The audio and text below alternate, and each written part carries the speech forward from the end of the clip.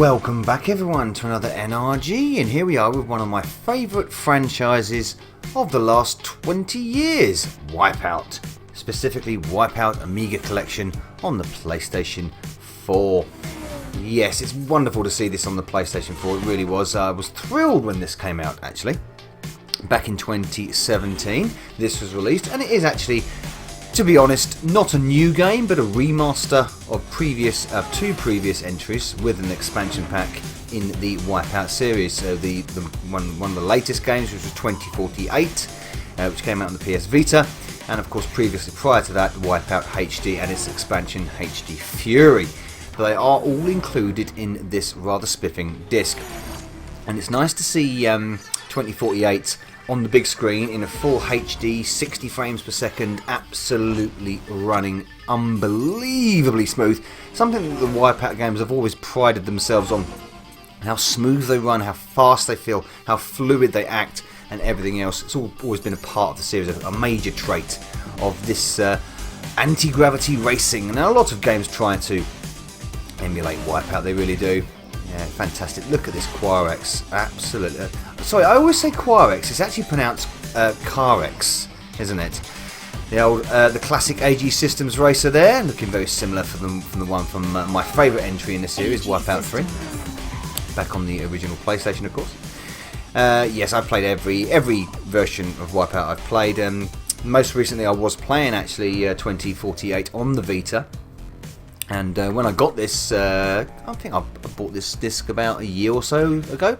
Yeah, early 2018 I bought this, and certainly went straight to it in the 2090, it took the 2048 stuff. Really looks absolutely fantastic on the big screen, and my word, does it look so good! Unbelievably, the quality of the visuals is just absolutely stunning. And when it starts to move, as you're about to see, go. It's one of those things where I played the original WipEout years ago on the PlayStation. I couldn't get over how smooth it was as a racing game, and then of course 2197, and then of course WipEout 3 after that, which I really liked.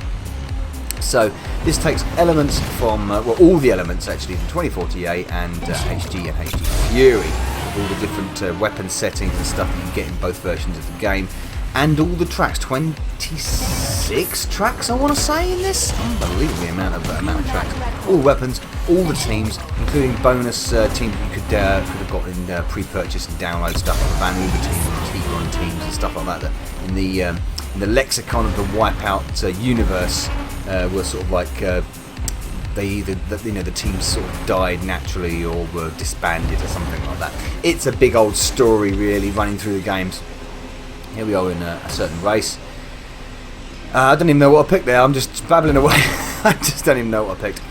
It's also the first game to not be released, not be created, should I say more accurately, by Sony Liverpool, formerly known as the Magnificent Psygnosis, of course. The WipEout was born from Psygnosis and the genius that they inhabited with some of their games. And of course Sony bought them out. It was Sony Studios Liverpool, and of course in 2012 I believe it was, Sony closed the studio down. But Sony's XDev team still operate from there, I believe, and that is who has created this, along with Clever Beans.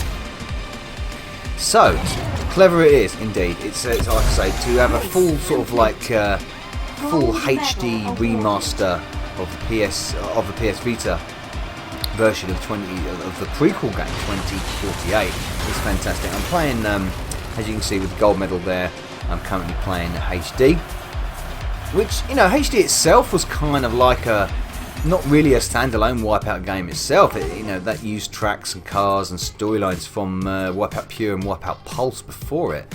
So, but there's plenty to get on with this game. There's loads to unlock. There's loads of these cars to unlock.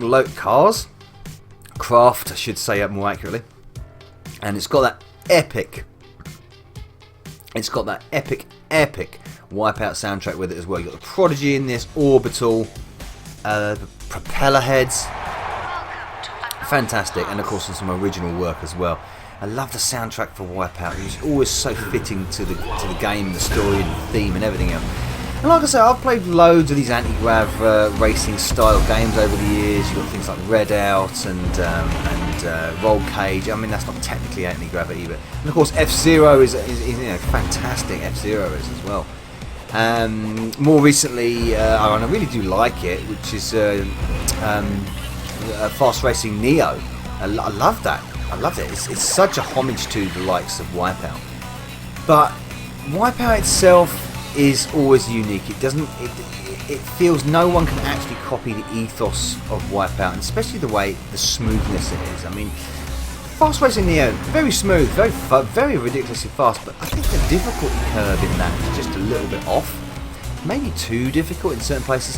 WipEout always manages to get the difficulty curve really well. It sort of bleeds you in, makes you learn the tracks, learn every corner, learn how the air brakes work. It's always done that with every entry that I've ever played. Some more to a lesser degree and some more to a greater degree. And this is why I always found that 2097 or 2197, I did it again, I missed it, and the WipEout 3 are my personal favourite. Fusion was fantastic as well, of course. And the variance of weapons is also very interesting as well, but you've got so many cars, so many tracks, everything rendered so well, moving so fast and so smooth, all the different classes of speed as well. You've also got things like the zone race and prototypes. There is a lot of content in this. I mean, what are the negatives can I say about it? I suppose the pilot assist that they've added into this one, I think it was in some previous, it was in HD actually. It doesn't particularly work that well. It's not quite that intelligent, the pilot assist, so I'd recommend you don't use the pilot assist. For ease of purposes, I'm actually, I think in a couple of these gameplays I'm doing right now, I'm actually using pilot assist. I can't remember, to be honest. I disabled it from the get-go when I was playing it, but it sometimes just sends you off in some wiggy way. If you get too close to an edge, it flies you off and manically in another direction. I love the way it's so cynically, not cynically, should I say, industrialised as well. It's always got that WipEout look where everything industrialised, everything's coded like a spreadsheet, like a planogram, and with this really nice little techno soundtrack playing in the background as well. And the hexagon layout here for the map. So simple to navigate. WipEout games have always been very simple to navigate and understand what's going on. You know, for me anyway. I don't know about you guys, but for me, it's always been like that.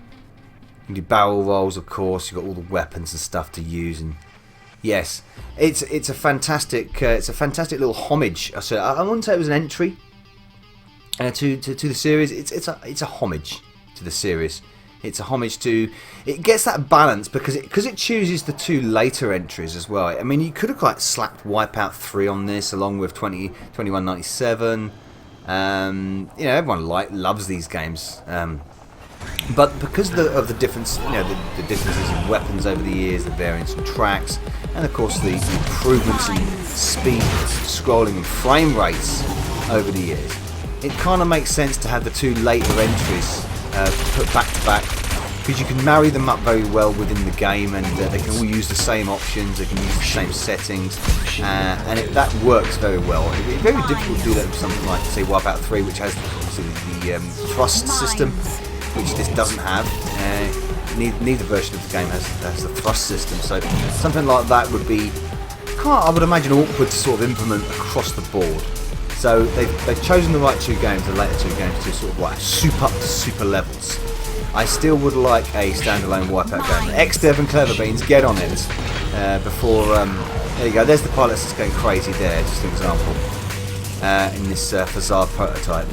Because the bloody speed class is so fast, I've actually put it on this one, I believe. Yeah, so I'd like to see a standalone WipEout title, a new one, maybe a couple of new teams. That'd be amazing. XDev and Cleaver Beans, you get on it. Please get on it. I want to see that before the PlayStation 4 nobly goes out and submits to the PlayStation 5. But there we go. That is the WipEout Omega Collection on the PlayStation 4. Love your racing. Love WipEout. You'll love this. Wonderful. I can't get enough of it. I really, really enjoyed this game. And I've just crashed just for good measure. See ya. Novabug out.